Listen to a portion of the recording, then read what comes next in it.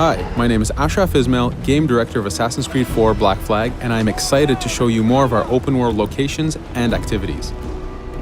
This is by far the biggest and most diverse game world we've ever built. Over 50 major locations and more than 75 uncharted islands. In this demo, we will be jumping around to different parts of the Caribbean world and showing off some of this diversity. Here we are on Andreas Island, a coconut island with a pirate village. Up ahead, we have a tavern. Taverns are places where you can hire crew, pay for secret information about valuable convoys, you can play mini games, and of course, you can have a drink.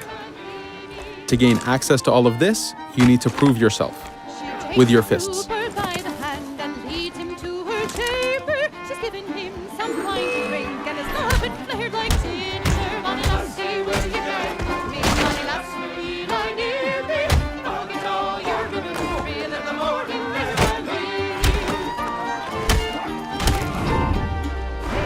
Now that the fight is over, you have access to the tavern and its services. This being a tavern, there's always plenty of rum to be drank, but drinking too much will have some fun surprises for you.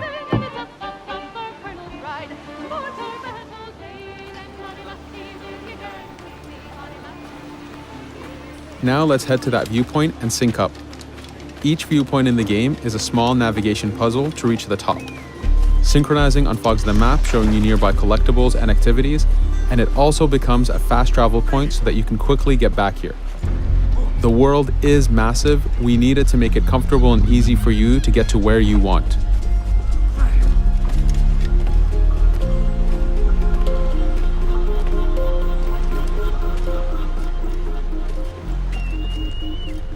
These viewpoints are also an opportunity for us to show off how beautiful and expansive this world really is.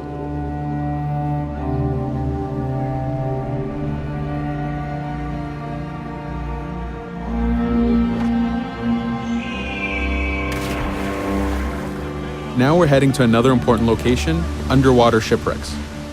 We are now able to access these locations because we recently purchased a diving bell. These are real 18th century devices that pirates and sailors used to access the underwater. Underwater is how the golden age of piracy started. Through an incredible hurricane, tons and tons of Spanish gold was lost at the bottom of the seabed. This attracted poor, jobless sailors and pirates to dive down and grab this treasure. It was important for us to include the underwater as a new environment because it was so important to the history of piracy. The underwater is full of unknown dangers and predators.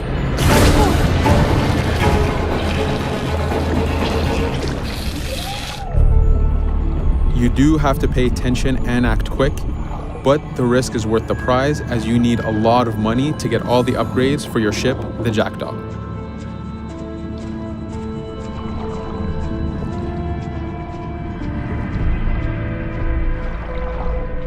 Stealth is very important, even in the underwater. Here, we can use the seaweed and plant life to keep yourself hidden from sharks and other dangers.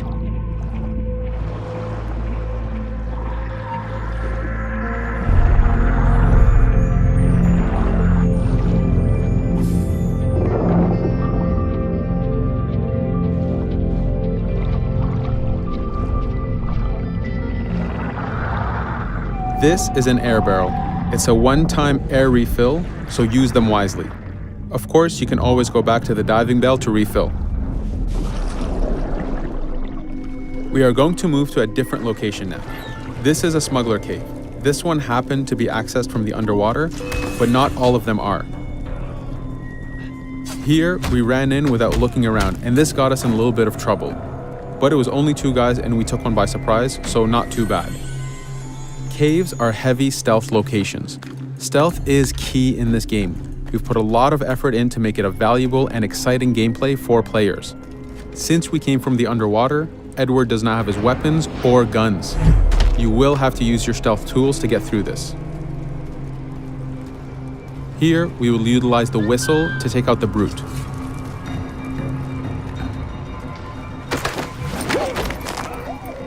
Anytime an enemy is taken out, they will drop their weapon for you to use.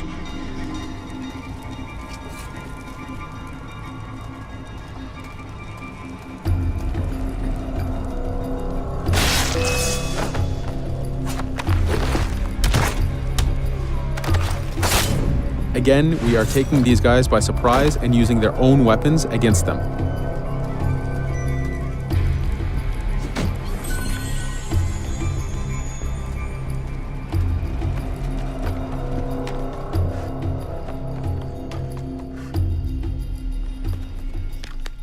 Using just your fists keeps things quiet. This allows you to take advantage over the second guard.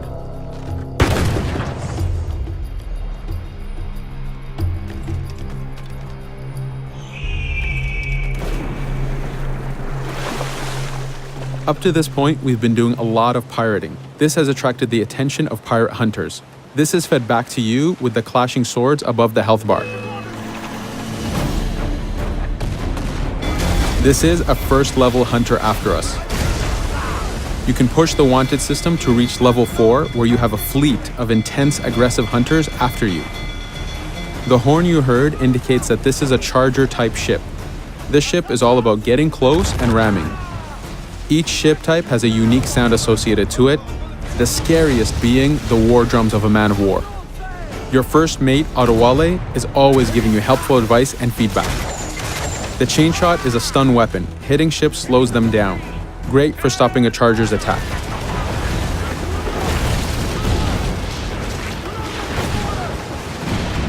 As the masts come down, we can start a boarding. We need to take out 10 crew members to win the boarding. Of course, we can do it any way we want. In this case, since this is a smaller ship, the swivel gun is very efficient.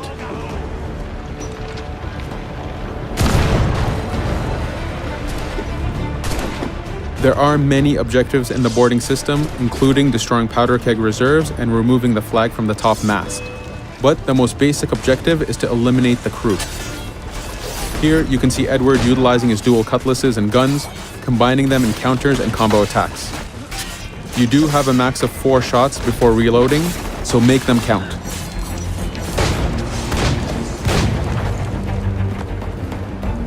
Plundering a hunter allows you to send a very powerful ship to your fleet. They are also a good way to gain ammo for the Jackdaw. In this case, we will use this opportunity to lower our wanted level.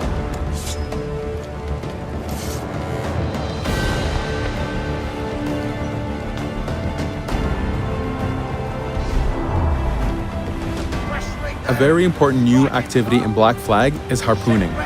Historically, pirates harpooned as a source of income. Ready the whaleboat, lads.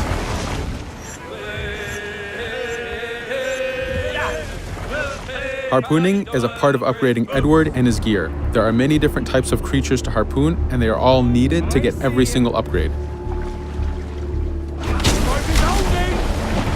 Steady now, lads.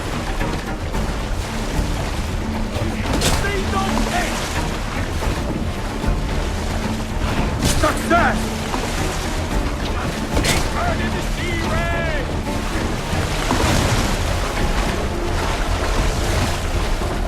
It's weakening! The blast has torn the rope! Stay sharp, lads.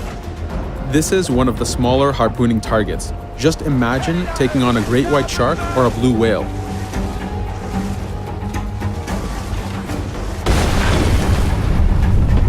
This one's dangerous! The harpooning activity itself has upgrades, and you will need them to take on the bigger targets. You can upgrade the health of the rowboat, the number of harpoons you carry, and the damage of the harpoons themselves.